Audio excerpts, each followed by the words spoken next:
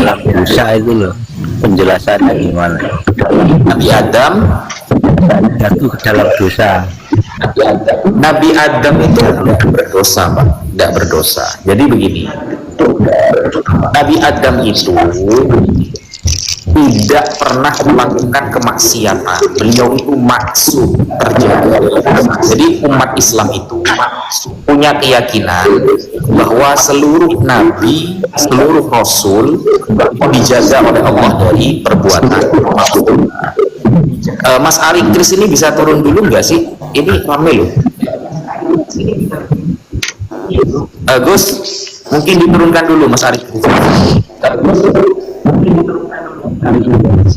Berisik, weh. Nah, ya. Jadi kita itu sebagai umat Islam memiliki keyakinan Nabi Adam itu tidak pernah berdosa. Tapi Nabi Adam itu melakukan kekhilafan, tapi tidak sampai kepada taraf dosa, tidak. Dan di dalam surah Toha itu sudah diterangkan bahwa Nabi Adam itu lupa. Orang yang lupa itu tidak tertulis sebagai dosa. Fanasiya walam najid lahu azma. Jadi tidak ada niatan untuk melanggar aturan Allah Subhanahu wa Ta'ala, dan itu tertulis di dalam kitab Ismatul Anbiya yang ditulis oleh Al-Imam Fakhruddin Ar-Razi. Saya punya kitabnya. Jadi ini kitab khusus menerangkan tentang kemaksuman para nabi. Ini ya, namanya kitab Ismatul Anbiya. Saya bukakan dulu. Ini namanya kitab Ismatul Anbiya, kemaksuman para nabi, bahwa nabi itu maksum, terjaga dari dosa, ditulis oleh Al-Imam Fakhruddin Ar-Razi. Di tema pertama ini sudah menerangkan tentang Nabi Adam alaihi salam. Ya. Ya, jadi ini Ismatu Adam alaihi salam. Nih, Ismatu Adam alaihi salam, bahwa kemaksuman Nabi Adam alaihi salam.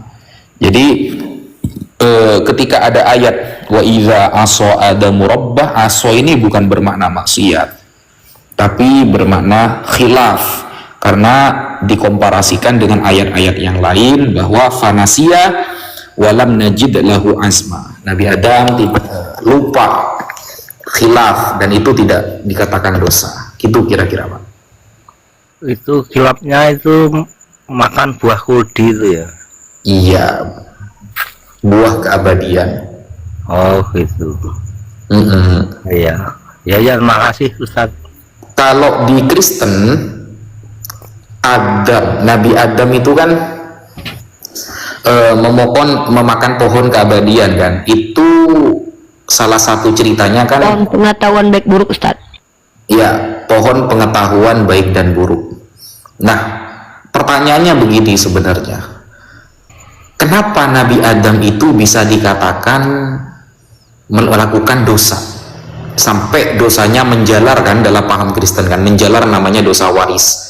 Sebab Nabi Adam melanggar, maka semuanya terkena dosa, namanya dosa waris. Nah, padahal yang dimakan Nabi Adam adalah pohon pengetahuan. Seharusnya sebelum makan pohon itu Nabi Adam kan nggak tahu mana yang buruk, mana yang baik. Karena itu adalah pohon yang bisa membedakan mana yang baik, mana yang buruk. Berarti kan seharusnya Nabi Adam sebelum memakan itu belum diketahui kan, mana yang baik, mana yang buruk. Kenapa dia dikatakan dosa padahal dia belum tahu? Gimana kira-kira itu? Ya, itu saya tahu saya ya apa itu loh, apa, karena iblis itu loh. Iya kan, dia belum tahu, Pak, belum tahu mana yang benar, mana yang buruk. Makanya dia itu melanggar dengan makan buah pengetahuan, pohon pengetahuan baik dan buruk. Berarti kan sebelum makan itu dia belum tahu mana yang baik, mana yang buruk. Begitu loh. Kenapa kok dikatakan dosa? Bahkan dosanya menjalar menjadi dosa waris gitu loh. Lah ya setahu saya itu ya itu kena gangguan itu iblis itu.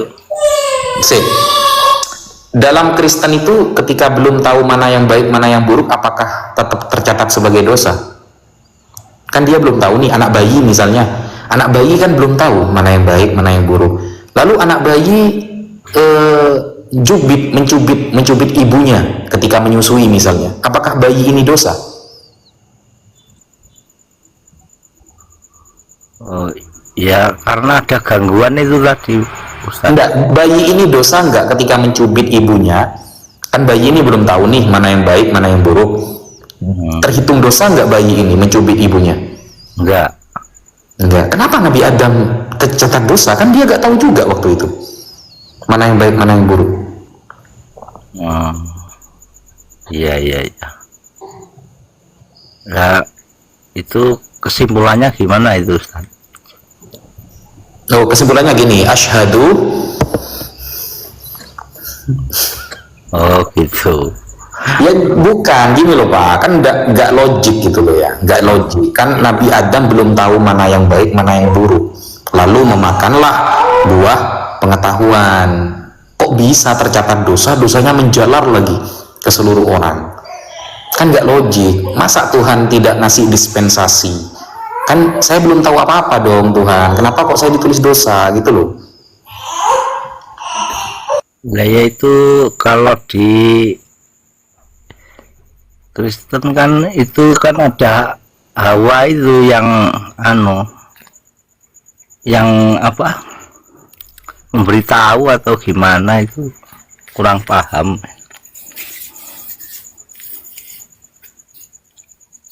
Hawa itu loh Ustaz, karena Hawa itu loh Ustaz.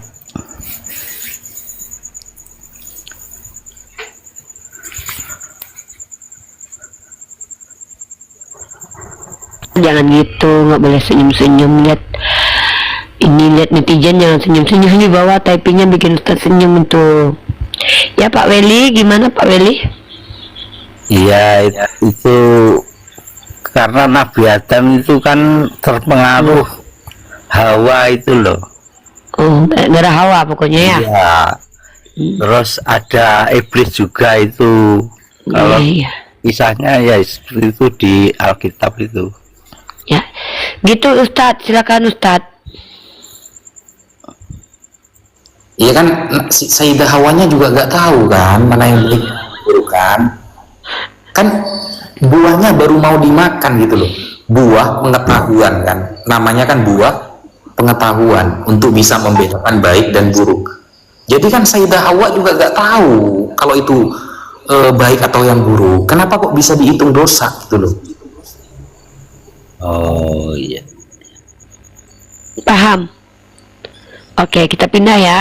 Ya, terima kasih Ustadz, makasih. Ya, Tamrin lo Ode, silakan. Assalamualaikum Ustaz. Waalaikumsalam warahmatullahi wabarakatuh, silakan. Suara saya Tamrin ya dari Ambon ini. Saya mau tadi kebetulan sebelum ke sini, sebelumnya saya ada sempat nonton di Edis ya. Edis itu di Edis TV tadi itu dia mengeluarkan satu ayat ya di dalam Al-Qur'an itu di Quran surah Al-Fatihah ya, di surah Al-Fatihah itu.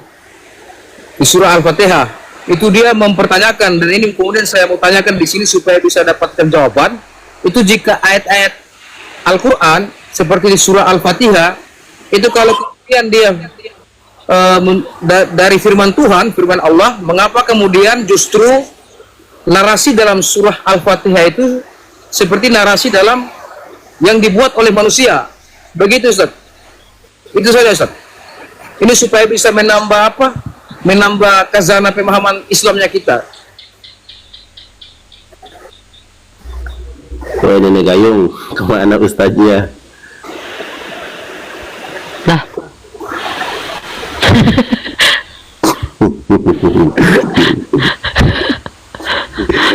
Mana Ustaz Abinya? aku juga Nenek Gayung. Ngajar aku nggak sadar. Lah, mana? Nah, Ustaz Wafi, Ustadz Waminya terpental, sabar. Bentar dulu. Bentar. Tadi ada suara anak kecil nangis.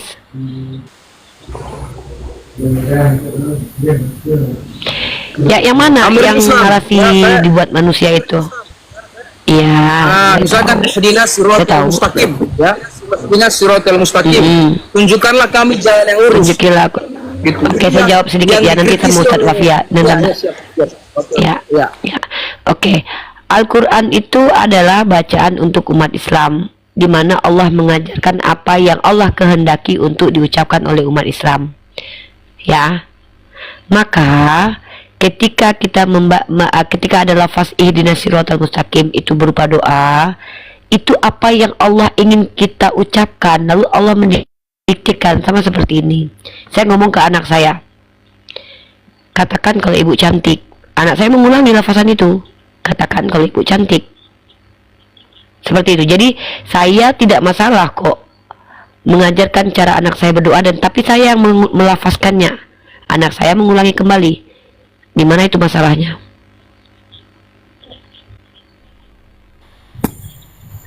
Di mana masalahnya itu? Ya, jadi kalau umat Kristen, apalagi Sibilis TV, Kristus itu memang dia bagaimana supaya dengan ketidaktahuannya mencari-cari kesalahan. Padahal tidak ada satupun sekolah. Coba, kalau kita berpatokan itu patokannya kepada orang yang berilmu ya. Al-Quran itu telah diteliti oleh beberapa scholar dari kalangan non-muslim seperti Louis Ma'aluf, Izut Sutoshihiko. Nah, ada tidak mereka membuat karya ilmiah? Orientalis itu. Munim Shiri juga pernah punya jurnal atau karya ilmiah. Ya, karya ilmiah yang pernah mengatakan bahwa itu tidak bisa dikatakan sebagai perkataan Tuhan yang didiktekan secara linguistik. Kalau tidak ada, kenapa pusing memikirkan permasalahan si kudis takjil yang bukan siapa-siapa? Kita ini kalau masalah baru kita permasalahkan. Yang bermasalah otaknya dia. Kecuali ada sekolah dari Kairo, sekolah dari Maroko, sekolah dari Amerika, orientalis dari gelar profesor ke bahasa Arab misalnya, mempermasalahkan ini, baru kita turun tangan untuk mengkajinya secara akademik. Ini kudis TV yang mempermasalahkan. Sekolah aja ternyata enggak sekolah anak itu, ya, entah pernah sekolah entah enggak dia, bahasa Indonesia aja dia nggak ngerti. Jadi seperti itu ya. Jadi kalau bisa kita itu membawa masalah sebagai umat Islam, masalah yang kita risaukan itu masalah yang dibawa oleh para orang yang ada sekolah. Contoh ini, ada Ustaz Rafi di bawah nggak? Kalau ada silakan naikin lagi. Nih, Ini kan contoh. enggak. Oh iya, iya nggak ada. Ihdinas Siratal Mustaqim itu kan Nabi Muhammad. Coba Iya, baca nih. Yasin 1 sampai 4. Nah, nih. Nggak, nih orang Islam nih, buat orang Islam. Jangan kalian mempermasalahkan yang bukan masalah. Nah, contoh ulama kita nih, Munim Syiri baru jawab pakai buku ini. Tapi kalau kudis TV, saya pikir nggak ada satupun ustadz yang akan menanggapi dia gitu loh. Yang menanggapi dalam artian harus bikin karya ilmiah lagi itu nggak ada. Karena itu bukan masalah bagi kita. Itu memang otaknya aja sengklek gitu. Seperti itu ya, Tamrin ya. Kalau Anda Islam loh ya. Baik. Insyaallah nanti baru soalnya tadi saya mau mendengar juga jawaban dari Ustadz Wafi biar lebih mendapatkan Ya. gambaran. Beliau Oke. tidak ada karena beliau mungkin punya masalah dengan akunnya. Nanti biar beliau menjelaskan kembali ya. Siap. Dan ingat, perintah melafazkan Al-Quran itu sudah diperintahkan ketika wahyu pertama turun. Iqra. Jadi Nabi itu disuruh melafazkan, apapun wahyu yang turun disuruh melafazkan. Ini perintah pertama. Iqra bismillahirrahmanirrahim. Jadi ketika turun ayat apapun ya dilafazkan. Nah, doa-doa ketika Allah kutipkan doa untuk kita baca, bukan berarti Allah berdoa, tidak. Allah mendiktekan kita untuk mengulangi kalam itu untuk kita sendiri. Seperti itu. Ya, nggak ada satupun para scholar. Kalau ada silakan tunjukkan dalilnya, datanya. Oke Tamrin ya, nanti kita tunggu Sawafi biar Sawafi menjelaskan ya. Siap. Oke, kita turunkan ya. Assalamualaikum Ibu Rifana. Makasih. Assalamualaikum. Waalaikumsalam warahmatullahi wabarakatuh. Ini muslim atau non muslim? Saya Kristen. Oh, waalaikum. Ya, silakan. Ada pertanyaan?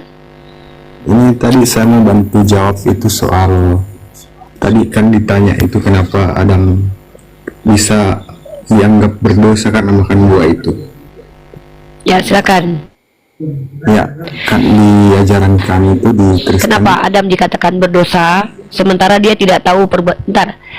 Sebenarnya Ustaz Wafi itu bertanya begini, kenapa Adam dikatakan berdosa sementara dia tidak tahu yang dia lakukan itu adalah perbuatan buruk? Anak kecil yang tidak tahu perbuatan itu buruk, kenapa dia harus dihukum? Kan dia tidak tahu kalau itu perbuatan buruk. Itu pertanyaannya. Silakan. Iya benar. Jadi begini, kalau di ajaran Kristen itu dosa yang dianggap dosa bukan berasal dari buah itu sendiri, melainkan dari pelanggaran terhadap perintah Allah. Karena di Kejadian 2 ayat 16 sampai 17 itu Allah memberikan perintah yang jelas. Begini bunyinya, semua pohon dalam taman ini boleh kamu makan buahnya dengan bebas, tetapi pohon pengetahuan tentang yang baik dan yang jahat itu janganlah kau makan buahnya, sebab hari engkau memakannya pastilah engkau mati. Iya, Jadi pertanyaan Ustaz Wafi itu memang kami tahu itu, brother. Saya bahkan hafal ayat itu. Yang dipertanyakan tuh ini loh. Kalau Anda berbuat sesuatu yang Anda tidak tahu kalau perbuatan itu buruk, apakah bisa dikatakan, apakah tetap dihukum dosa oleh Tuhan Anda? itu kan karena sudah dikasih tahu ya, itu tidak boleh dimakan. Coba dengarkan pertanyaan saya. Ketika Adam dia belum makan buah pengetahuan baik dan buruk, dia sudah tahu belum mana baik mana buruk?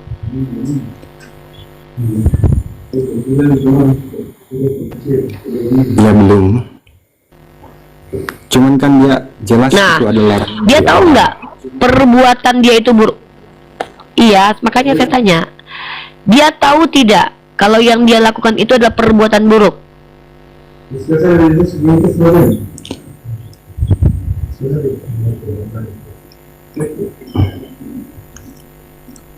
Kalau masalah tahu atau tidak ya harusnya tahu, karena kan itu maksudnya dia tidak taat. Harusnya kan dia taat karena sudah dikasih tahu sama Tuhan jangan dimakan, ya udah jangan dimakan gitu. Karena Berarti dia sudah tahu sebelum memakan pohon baik dan buruk, dia sudah tahu baik dan buruk itu. ini bukan masalah baik dan buruknya, kan itu perintah dari Tuhan kalau itu tidak boleh dimakan. Saya bertanya, Ustadz Wafi itu pertanyaannya di situ. Ketika ada memakan buah pengetahuan baik dan buruk, apakah dia sudah tahu kalau perbuatannya itu buruk? Itu pertanyaannya. Kemungkinan besar tidak sih. Nah, kalau ada orang yang berbuat dan dia tidak tahu perbuatannya itu buruk, tetap dihukum oleh Tuhan gitu. Oh iya. Ini ada suara musik, tolong dulu brother, nanti kita ini di YouTube ya. Oh iya. Itu pertanyaannya. Suara tetangga. Nggak apa-apa. Hmm. Oh yaudah, nggak apa-apa. Jadi kalau di Islam itu ya brother ya, Oke. Ya. Allah Subhanahu wa Ta'ala itu tidak menghukum orang yang tidak tahu. Makanya ada istilah ahlul fatrah. Tidak dihukum satu kaum sebelum risalah kenabian datang kepada mereka. Bahkan perbuatan buruk yang belum dilakukan itu tidak dihukum. Bahkan perbuatan yang tidak sengaja tidak dihukum. Karena Tuhan tahu yang menjadi asbab seseorang berdosa karena diniatkan untuk berbuat jahat itu. Maka pertanyaan saya itu dan Ustaz Wafi adalah, ketika Adam memakan buah pengetahuan baik dan buruk, dia kan sedang polos, tidak tahu mana baik dan buruk. Benar nggak? Iya, Nah, benar-benar. jadi dia yang tahu, dia lakukan cuma yang baik saja kan? Gimana ya? Di mute dulu, ada suara musik bahaya ini ya. Yang lain aja, Jok. Oh iya. Nanti aja dulu ya, ayah. Jadi perhatikan teman-teman ya, pertanyaan yang sangat krusial itu begini. Kalau di Islam, Tuhan yang umat Islam itu adalah Tuhan yang tidak menghukum orang yang tidak tahu. Orang yang tidak tahu dimaklumi. Nah, di Kristen, dalam kitab mereka, kita buka kitab Kejadian teman-teman ya.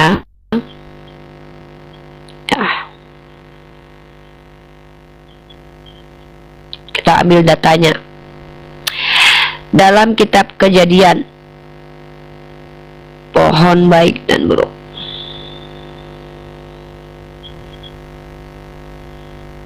Kejadian pasal kedua nomor 9. Lalu Tuhan menumbuhkan berbagai-bagai pohon dari bumi yang menarik dan yang baik untuk dimakan buahnya, dan pohon kehidupan di tengah-tengah taman itu, serta pohon pengetahuan tentang yang baik dan yang jahat. Ya, itu juga diciptakan. Nah, Kejadian pasal 2 nomor 17. Tetapi pohon pengetahuan tentang yang baik dan yang jahat itu, janganlah kau makan buahnya. Ini kata Tuhan. Sebab pada hari engkau memakannya, pastilah engkau mati. Tuhan berfirman, ya, sampai kemudian Hawa dan Adam memakan buah itu. Nih, perikopnya manusia jatuh ke dalam dosa. Di sini dikatakan bahwa lalu sahut perempuan itu kepada ular itu, buah pohon-pohonan ini dalam taman ini boleh kami makan. Tapi tentang buah yang ada di tengah-tengah taman, Theos berfirman, jangan kamu makan ataupun raba buah itu, nanti kamu mati. Tapi ular itu berkata kepada perempuan itu, sekali-sekali kamu tidak akan mati. Tapi Theos mengetahui bahwa pada waktu kamu memakannya, matamu akan terbuka, dan kamu akan menjadi seperti Theos, tahu tentang yang baik dan yang jahat. Nah, itu konsekuensi kalau makan buah itu. Setelah makan buah itu baru mengerti tentang baik dan jahat. Itu menurut dalil kitab Anda. Paham ya? Teman-teman Kristen paham? Maka pertanyaannya, apakah di agama kalian ketika ada orang yang tidak tahu perbuatannya itu perbuatan baik atau buruk, tetap dihukum? Itu sebenarnya pertanyaan Sawafi.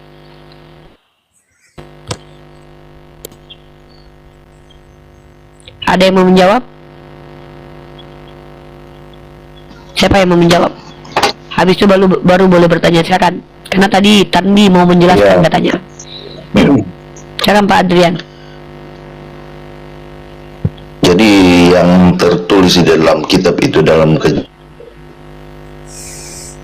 itu cukup jelas, karena manusia atau Adam itu sendiri menentang perintah yang sudah diberitahukan bahwa janganlah kamu makan itu. Makanya disebut di situ manusia. Dia tahu nggak kalau artinya kesimpulan iya, dia tahu nggak manusia jatuh dalam dosa karena melanggar dari perintah itu sendiri. Ya, dia tahu nggak kalau itu perbuatan buruk? Ya seharusnya tahu, karena kan itu perintah larangan, jangan dimakan. Oh, berarti Artinya sebelum kalau, makan buah pengetahuan baik buruk, dia sudah tahu yang buruk berarti? Bukan, tetapi harusnya mengikuti perintah yang sudah diperintahkan. Ya makanya saya tanya, Karena kan dia apa sudah yang tahu sudah belum? diperintahkan, apa yang Nggak, sudah Bapak tahu diperintahkan pertanyaan itu, saya nggak? Yang Bapak yang saya pertanyakan itu bukan perintah atau tidak diperintahkan. Dia tahu tidak yang dia lakukan itu adalah perbuatan buruk?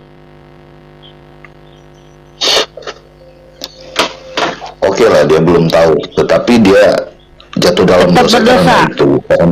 karena itu, karena melanggar, mungkin itu. Jadi itu. Ya, Walaupun jadi dia belum tahu tetap atau berdosa dia ya, sudah tahu, walaupun ada manusia yang tidak.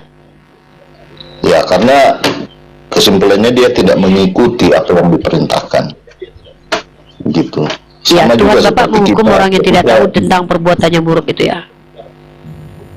Ya, ketika kita tidak Nah, kalau di Islam mengikuti beda perintah Pak. Di Tuhan, Islam itu tidak begitu. Di Islam itu orang kalau tidak bisa membedakan baik dan buruk dia belum dihukum Pak. Makanya harus ada balik. Nandar, aku udah ditelepon nih, mau istirahat. Wis tutup Boleh besok lagi. sedikit dijelaskan lagi? Mumpung musik sudah nggak ada nih.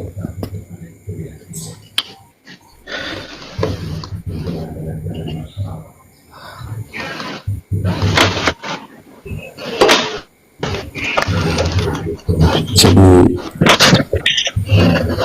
Sebentar ya, mungkin teman-teman Kristen tunggu dulu Ustadz Wafi.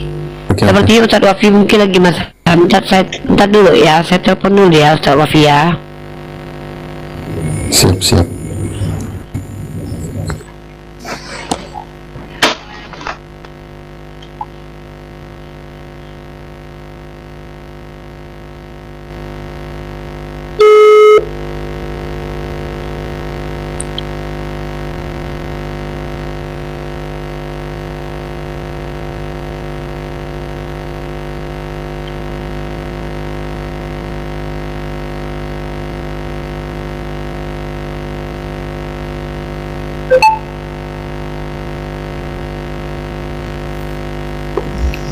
Nah, tutup aja kalau nggak bisa Stropi.